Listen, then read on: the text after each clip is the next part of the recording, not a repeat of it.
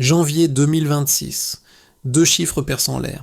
À Simonstown, plus de 350 000 tonnes de bâtiments du BRICS Plus s'affichent comme un message, tandis qu'à Ouagadougou, un complot s'effondre autour d'un financement de 125 000 $, renversé par la ferveur populaire avant même une riposte armée. Pour ceux qui vivent loin des ports, qu'annonce ce basculement des routes, des tarifs et des sanctions? Et pourquoi Ibrahim Traoré le lit-il comme la preuve qu'une souveraineté se mesure désormais en corridor protégé? Dans ce reflet d'acier, l'ordre ancien recule déjà, sans bruit, vraiment. La promesse de cette séquence est simple et exigeante. Expliquer pourquoi une démonstration maritime, apparemment lointaine, redéfinit des équilibres économiques et politiques qui touchent aussi les pays enclavés. L'enjeu n'est pas la puissance navale en soi, mais la capacité à sécuriser des flux, à desserrer l'étau des sanctions et à créer des alternatives crédibles aux routes contrôlées par le Nord. Pour le spectateur, le bénéfice est concret. Comprendre comment des décisions prises en mer modifient les prix, l'accès au financement et les marges de manœuvre diplomatiques. Ce récit ne promet pas une victoire nette ni un monde sans tension. Il promet une lecture ordonnée des faits, des chiffres et des conséquences, sans emphase inutile. Car derrière les slogans, il y a des mécanismes précis qui contrôlent les corridors, contrôlent le tempo des échanges. À mesure que ces corridors se déplacent, les anciens arbitres perdent leur monopole et de nouveaux acteurs testent leur cohésion. La question centrale devient alors celle du coût.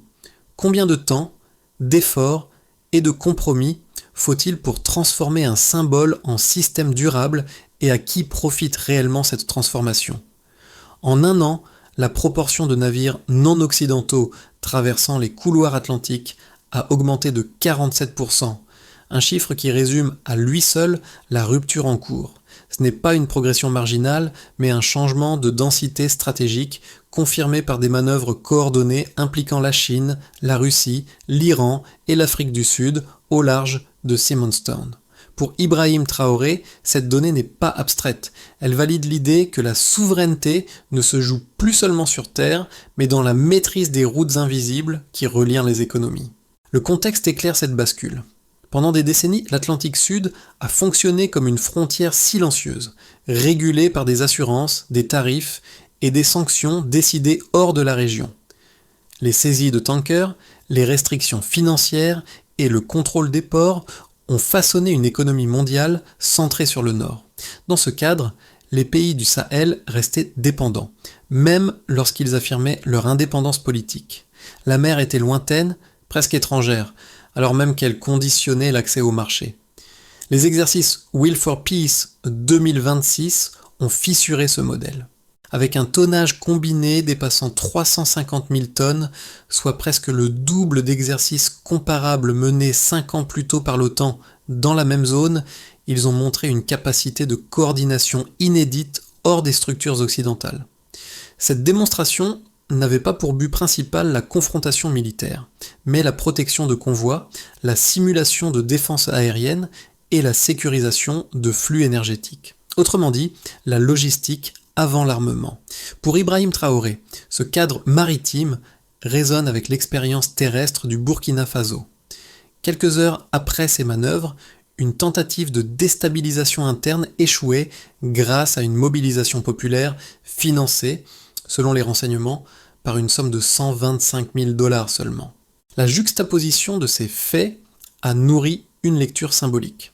La même volonté collective peut déjouer un complot ou sécuriser un corridor. Et voici le petit tournant du récit. La puissance ne se mesure plus uniquement en budget ou en arsenaux, mais en cohésion capable de transformer des chiffres en actes durables.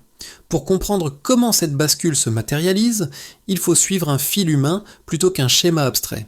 Ibrahim Traoré apparaît ici comme un personnage guide, non pas en stratège maritime, mais en traducteur politique d'une idée simple.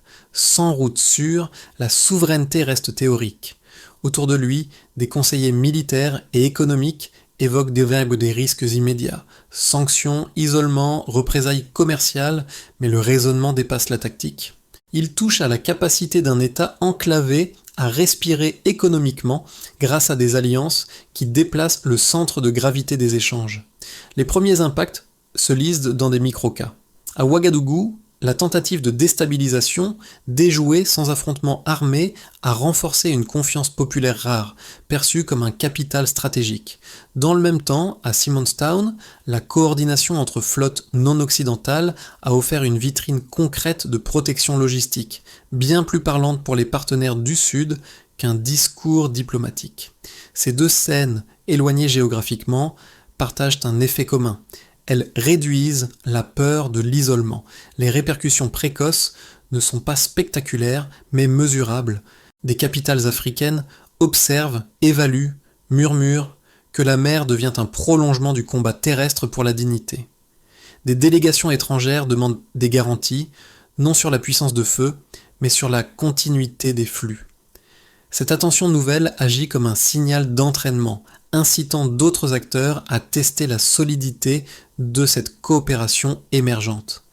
Concrètement, cela signifie quand la sécurité des routes commence à changer de camp, les équilibres économiques suivent. Avant 2026, les routes maritimes du Sud global étaient régulées à distance par des décisions prises hors de l'espace concerné. Les assurances, les sanctions et les saisies ponctuelles suffisaient à maintenir une hiérarchie invisible. Tout bascule lorsque les manœuvres Will for Peace 2026 s'ouvrent à Simonstown, non comme une parade, mais comme une démonstration coordonnée de protection logistique. Pour Ibrahim Traoré, ce moment marque un avant et un après. La mer cesse d'être un décor lointain et devient un levier central de souveraineté. Le moment culminant s'installe rapidement. En quelques jours, des exercices de défense aérienne, d'escorte énergétique et de sécurisation de convois s'enchaînent sans rupture. Aucun affrontement, aucun incident majeur, mais une continuité opérationnelle suffisante pour envoyer un signal clair. Les routes commerciales peuvent être défendues en dehors des cadres occidentaux. Cette montée en régime maritime coïncide avec un événement terrestre décisif au Burkina Faso lorsqu'une tentative de déstabilisation échoue face à une mobilisation populaire spontanée. Ibrahim Traoré apparaît brièvement, sans discours, et cette sobriété devient elle-même un acte politique. Deux scènes distinctes, une même logique, la cohésion prime sur la démonstration de force. Les répercussions se propagent ensuite par cercles concentriques. Dans les capitales africaines, les discussions ne portent plus sur la symbolique, mais sur la viabilité. Peut-on maintenir ces corridors ? À quel coût ? Avec quel mécanisme de coordination ? Les échanges diplomatiques se déplacent du registre idéologique vers celui des procédures concrètes. Partage de données, synchronisation des calendriers, règles d'escorte, autant d'éléments techniques qui réduisent progressivement le risque perçu. Dans le Sahel, l'impact est aussi narratif. Les slogans sur la souveraineté cessent d'être abstraits lorsqu'ils se lient à des images de ports, de conteneurs et de routes sécurisées. Ibrahim Traoré est alors perçu moins comme un tribun que comme un médiateur entre volonté politique et infrastructures réelles. Cette transformation nourrit des attentes nouvelles et avec elles, une vigilance accrue face aux retards ou aux fragilités. À l'extérieur du continent, les réactions évoluent, les centres d'analyse occidentaux passent d'une lecture événementielle à une évaluation structurelle. Le risque identifié n'est pas militaire, mais systémique, la perte progressive d'un monopole sur la régulation des flux. Ainsi, on passe d'un premier signal à une montée en régime, puis à des répercussions qui s'élargissent. Rien de spectaculaire en apparence, mais une accumulation d'actes cohérents, suffisant pour infléchir un ordre ancien sans l'affronter frontalement. Le point de départ est bien documenté. Avant les initiatives maritimes récentes, la majorité des flux stratégiques de l'Atlantique Sud restaient sous contrôle indirect occidental. Les routes alternatives existaient, mais demeuraient fragmentées, vulnérables aux sanctions et aux pressions financières. Pour les économies du Sud, cette configuration se traduisait par des coûts de transport élevés, des délais incertains et une dépendance structurelle aux mécanismes du Nord, en particulier pour les pays enclavés.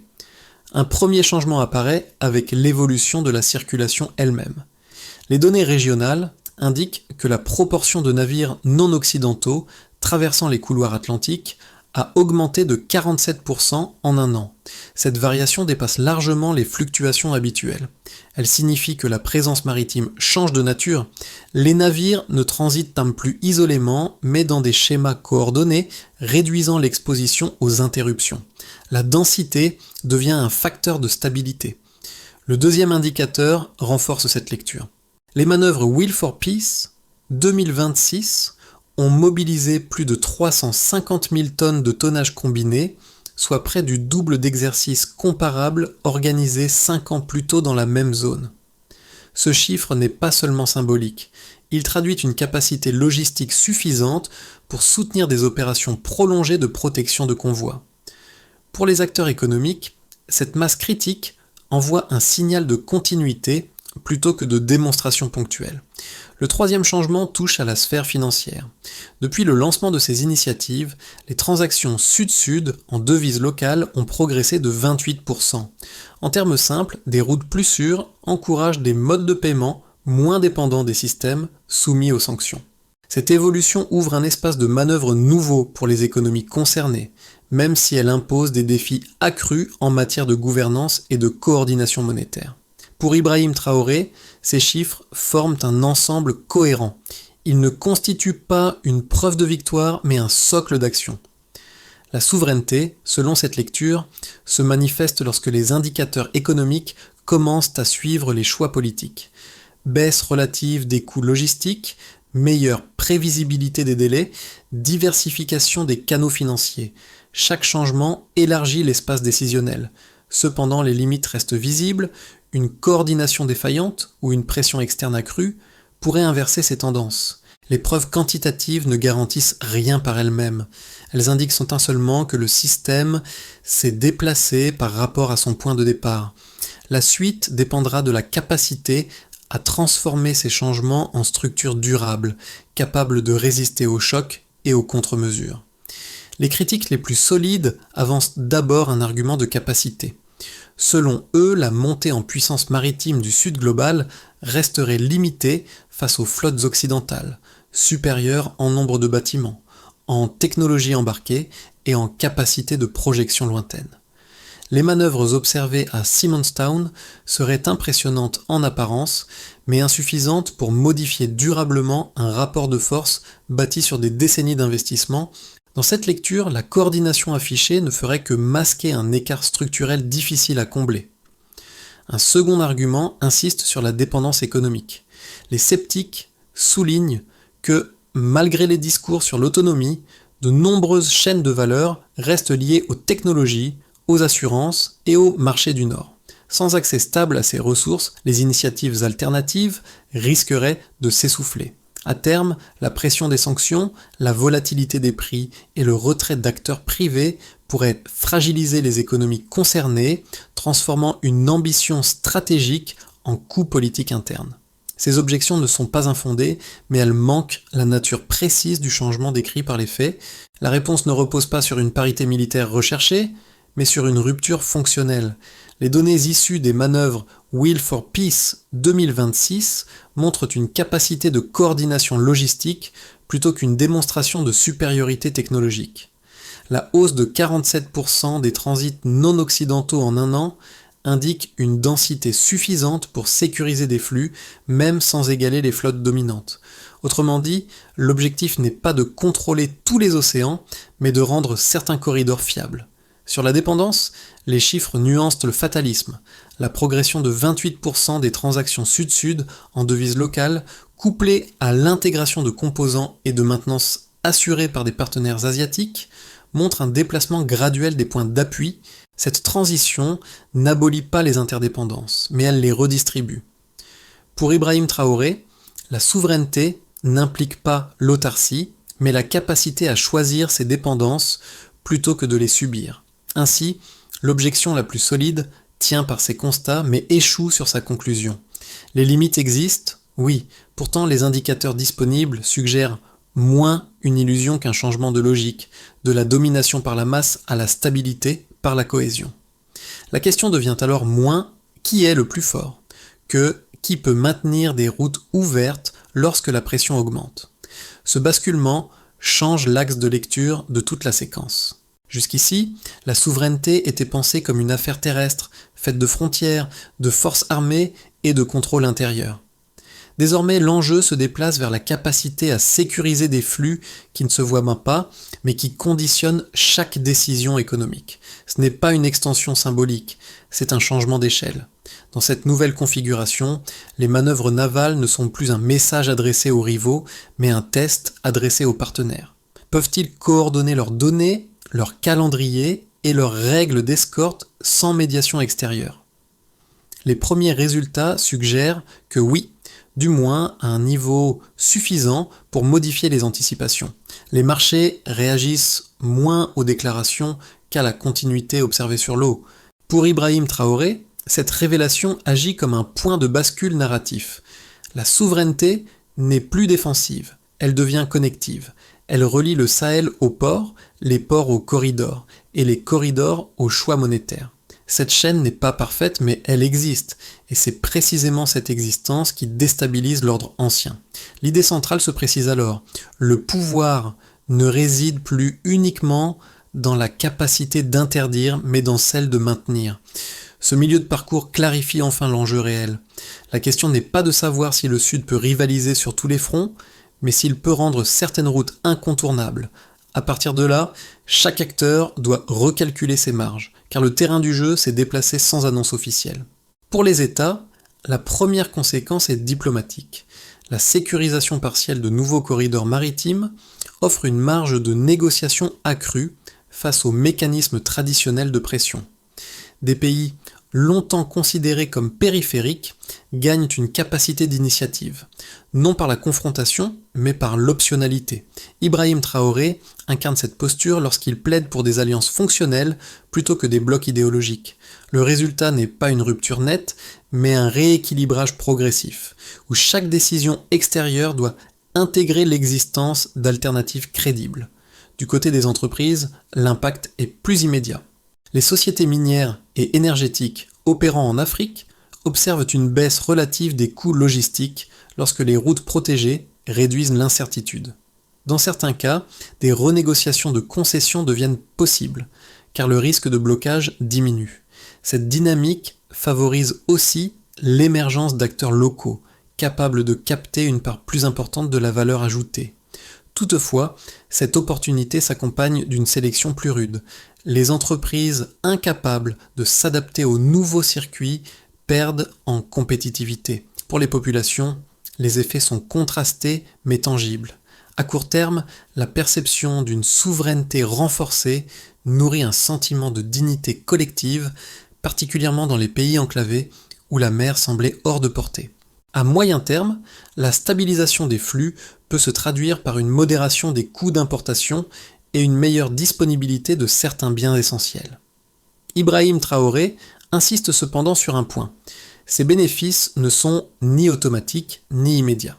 Sans gestion rigoureuse, l'ouverture de nouveaux corridors peut aussi exposer les économies locales à des chocs externes plus rapides. À l'échelle régionale, enfin, les conséquences dépassent la somme des cas nationaux. L'idée d'une souveraineté connectée gagne du terrain, inspirant des mouvements citoyens et des coopérations transfrontalières. Des ports deviennent des nœuds stratégiques reliant des pays côtiers et enclavés dans une logique commune. Cette régionalisation des intérêts modifie la carte des priorités sécuritaires et économiques. Les tensions ne disparaissent pas, mais elles se déplacent vers la gestion collective plutôt que la dépendance individuelle. L'effet de retour est clair. En rendant certaines routes plus prévisibles, le système oblige tous les acteurs à ajuster leurs calculs. Les États revoient leurs alliances, les entreprises leurs chaînes de valeur, les populations leurs attentes et la région son rôle global. Pour Ibrahim Traoré, ce faisceau de conséquences valide une intuition simple. La souveraineté devient réelle lorsqu'elle se manifeste simultanément à plusieurs niveaux. La question ouverte n'est plus de savoir si ces changements auront un coût, mais comment ils seront partagés et par qui. Si la dynamique observée se poursuit sans rupture majeure, la situation évolue par continuité plutôt que par choc. Les manœuvres navales du BRICS+, deviennent plus régulières sans être institutionnalisées et les corridors sécurisés s'étendent par ajustements successifs. Les tensions avec les puissances occidentales persistent, mais reste contenu dans un registre diplomatique et financier. Les États du Sahel, dont le Burkina Faso, consolident leur rôle d'acteur idéologique plutôt que de provocateur. Pour Ibrahim Traoré, ce scénario correspond à une stabilisation prudente. Le système progresse, mais à un rythme qui exige une discipline constante pour éviter l'essoufflement. Si la coopération s'accélère, l'horizon devient nettement plus favorable. De nouveaux États rejoignent les initiatives maritimes apportant des ressources, des ports et des routes complémentaires. Une reconnaissance juridique régionale émerge, offrant un cadre minimal à la souveraineté maritime partagée. Cette formalisation réduit l'incertitude pour les entreprises et renforce la confiance des marchés du Sud. Les échanges en devises locales gagnent en profondeur et les coûts logistiques continuent de baisser. Dans cette trajectoire, Ibrahim Traoré devient une figure de référence, non pour sa rhétorique, mais pour la cohérence entre discours et mise en œuvre. A l'inverse, si l'ancien ordre réagit plus durement, la trajectoire peut se tendre. Des sanctions financières ciblées se multiplient, les lignes d'approvisionnement se tendent et la coopération naissante est présentée comme une militarisation déguisée. La pression médiatique isole certains partenaires, tandis que des divergences internes fragilisent la cohésion du bloc. Dans ce contexte, les bénéfices initiaux s'érodent et la tentation d'un repli national réapparaît. Le risque principal n'est pas l'échec immédiat, mais la fragmentation progressive de l'élan collectif. Ces trois trajectoires ne sont pas exclusives. La réalité pourrait osciller entre elles selon les choix effectués dans les mois à venir. La clé de lecture proposée est simple. Si la coordination reste prioritaire sur la démonstration, alors les gains accumulés peuvent résister aux pressions. A l'inverse, si les rivalités internes prennent le dessus, alors même des corridors prometteurs deviennent vulnérables.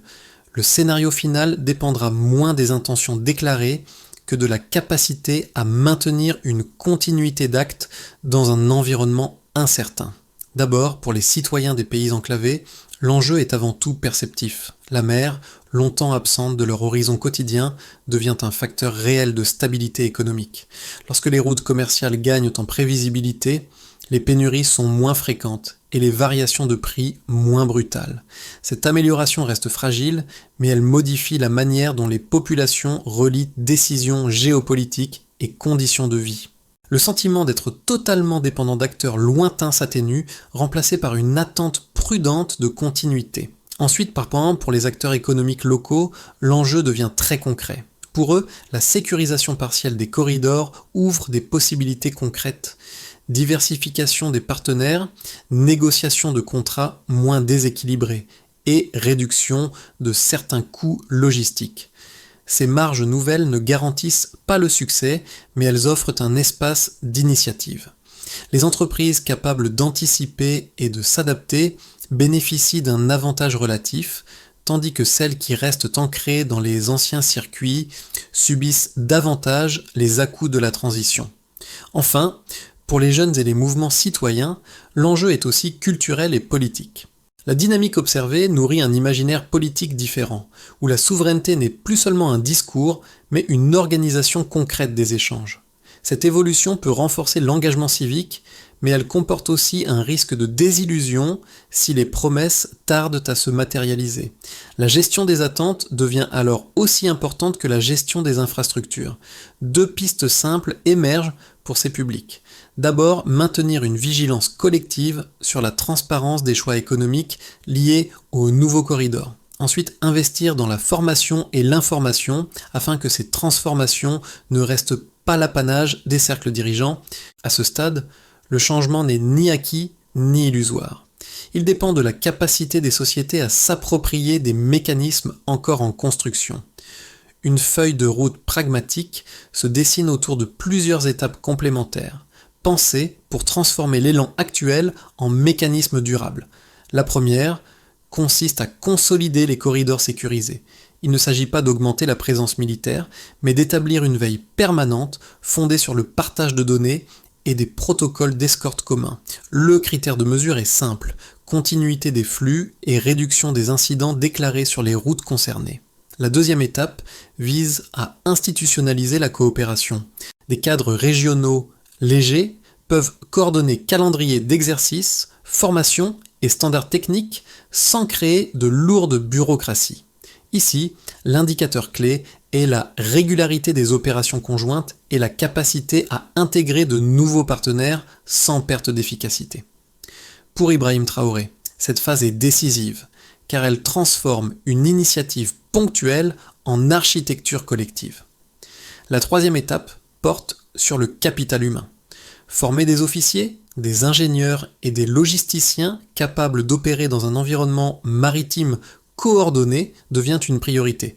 Des académies et programmes partagés permettent de diffuser des compétences au-delà des États côtiers.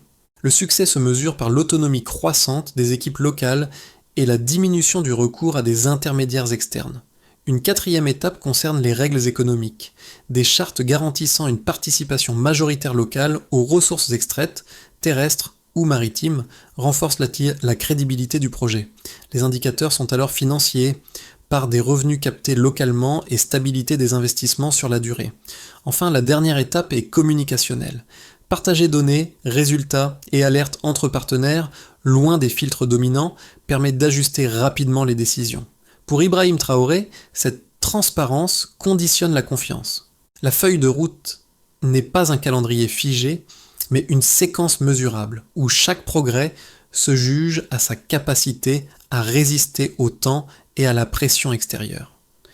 Le récit revient alors au motif discret qui guidait le parcours depuis le début, la traduction d'une idée en gestes concrets.